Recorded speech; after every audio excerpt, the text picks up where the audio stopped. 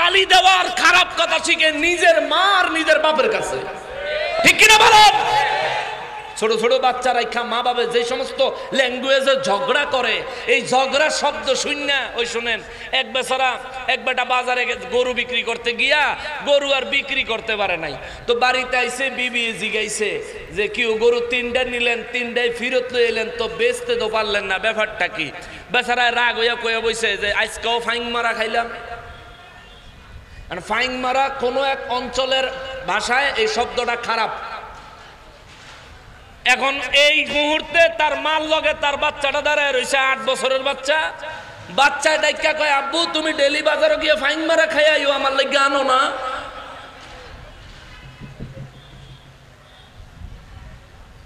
সামনের বাজারে যদি আমারে না লইয়া যাও তুমি, আর আমার যদি ফাইং মারা না খাওয়াও, তাইলে তোমার খবর আছে। বাবা তো জিদ বাত কামড় দিয়া লাইছে, হ্যাঁ রে কি কইলাম এটা, কিন্তু বাচ্চারা তো বুঝাইতেইব ফাইং মারা যায় খারাপ। আব্বু তুমি কি খাইবা, বাবা তুমি কি খাইবা? কয় ফাইং মারা খামু, কাকু ফাইং মারা দেন।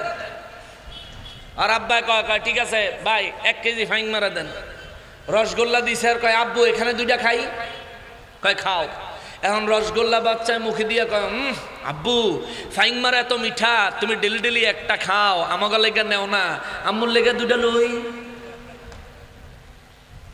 এই বাচ্চা এই বাজে কথাটা, যদিও আপনাদের অঞ্চলে কি এটা বাজে কথা বুঝেন, এটা আমিও বুঝি না, এটা কি ধরনের বাজে কথা আমিও বুঝি না, কিন্তু আমি এই কথাটা কোনো না কোনো এক বিশ্বস্ত সূত্রে জানতে পারছি।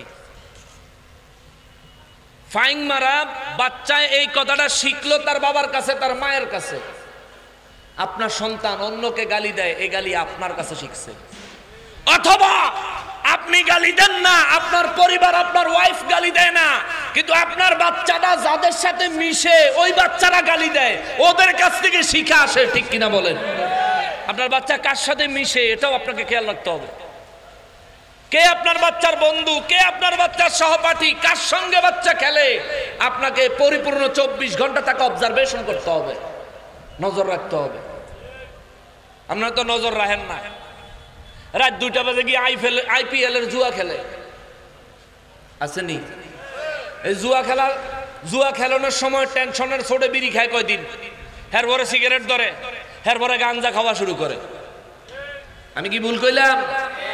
এরপরে ফেন্সিডাইল খায়, এই বাজি দইরা হাইরা সর্বশান্ত ইয়া, এরপরে ইয়াব্বা ট্যাবলেট খায়, ইয়াবা ট্যাবলেট। আপনারা এটা কম বুঝবেন, এটা ওয়াহাবিরা খুব ভালো বুঝে। হ্যাঁ এটার বিজনেস করে, কঠিন বিজনেস। আপনাকে এই রাউজানেরই তো এক মৌলবি সাহেব এই ইয়াবা ট্যাবলেটের বস্তা কিনারও থুইয়া এরপরে তেলের ফাম্প নামাজও দাঁড়াইছে। নামাজি রে ফকির নির্ভূত, ইয়াবা ট্যাবলেট লগে লইয়া হাতে নামাজও খারাইছে, কত বড় সিটা। যাই হোক, আপনার বাচ্চা নেশার দিকে যায়, আপনি যদি তার উপর ভালো করে নজর রাখেন, কোনোদিন নেশা করবে না, যাওয়ার চান্সই পাবে না। আমাদের অবহেলার কারণে আমাদের সন্তানগুলো নষ্ট হয়ে যাচ্ছে, ঠিক কিনা বলেন? আপনি পিতা হয়েছেন, আপনার অনেক হক আছে বাবা, অনেক দায়িত্ব আছে। শুধু পয়সা রোজগার করলেন অনেক বেশি পরিমাণে, আর এই পয়সা দিয়া ভালো ভালো খাবার দাবার আইনা দিলেন, সন্তানাদি কেমনে চললো না চললো খবর নিলেন না। আপনার সন্তান ভালো মানুষ হওয়ার চান্স 20%, নষ্ট হয়ে যাওয়ার চান্স হইল 80%। সতর্ক থাকবেন মুসলমানেরা রে, আমার পেয়ারা নবীর উম্মতেরা রে।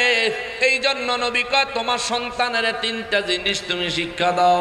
1 নম্বরে আমি নবীর মহব্বত। নবীর মহব্বত কারে কয়? বুঝাইতে হইলে আপনি আপনার জায়গা থেকে সর্বোচ্চটুকু করবেন। 2 নম্বরে নবী কয় ওয়াহুব্বে আহলে বাইতিহি, আমি নবীর আহলে বাইতের মহব্বত তোমার সন্তানকে তুমি বুঝাইতে হবে, শিখাইতে হবে, মানাইতে হবে।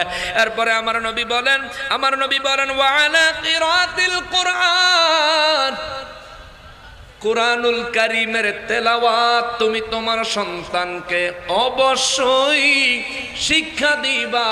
জোরে বলেন সুবহানাল্লাহ। একটা সন্তান জন্মের পরের শিক্ষা জীবন পর্যন্ত বলে দিলাম। জন্মের পর থেকে শিক্ষা জীবন পর্যন্ত বলে দিলাম, অল্প কয়েকটা কাজ, কিন্তু দায়িত্বটা অনেক বড়। সঠিকভাবে আদায় করবেন, কোরআন শরীফ তিলাওয়াত শিখাবেন। আমাদের সমাজে এখন শতকরা 80% মানুষ কোরআন তেলাওয়াত করতে জানে না। কইবেন হুজুর আপনি কি বললেন? বাস্তব প্রমাণ দেখাই। কোরআন শরীফটা যে পরিমাণে ধুলি বালি লেগে রয়েছে, বোঝা যায় যে এটা সহজে খোলা হয় না।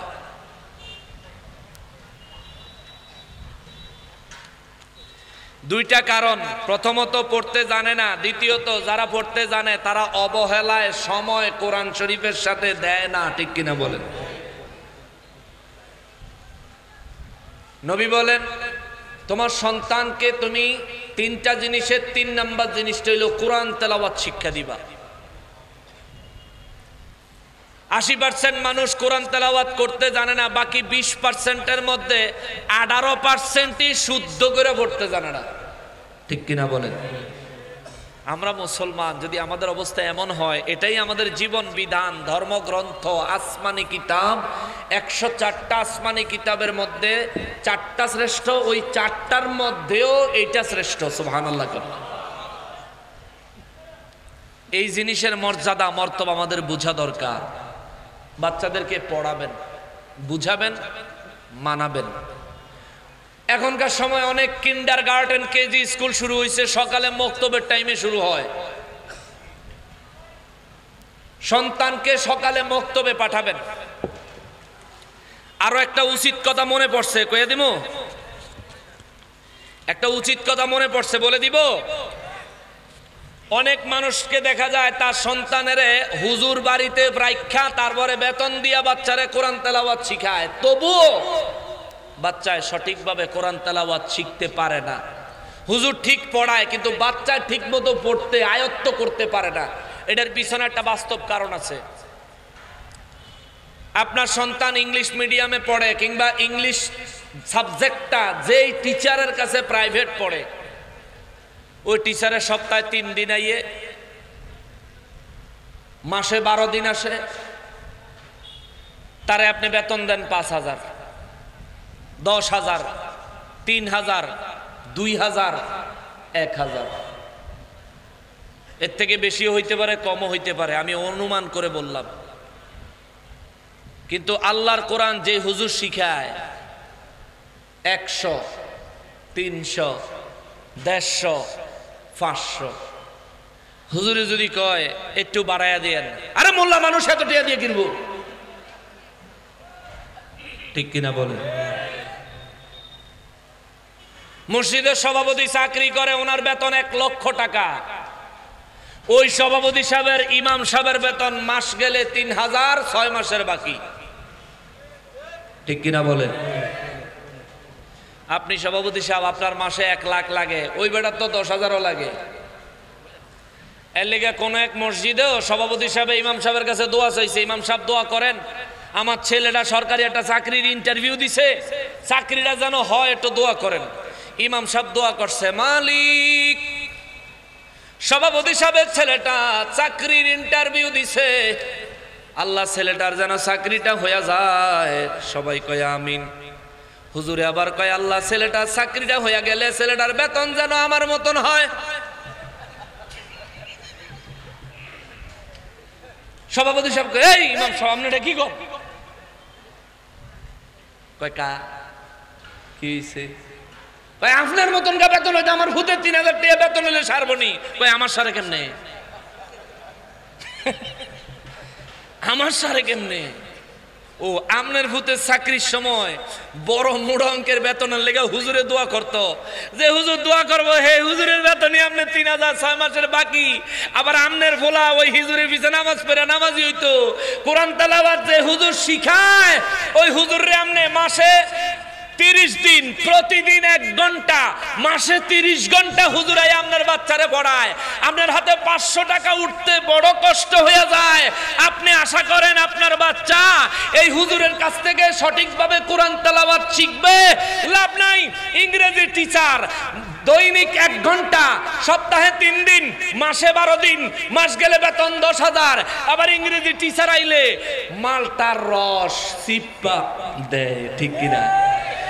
বেদানার রস, আনারের রস, কমলা খুইল্লা কোষ বাইর কইরা, এরপর ওই যে সুতা সুতা থাকেনি হেডি বাচ্চা ক্লিয়ার কইরা, এরপরে সাজাইয়া সাজাইয়া ইংরেজি টিচার রে দেন।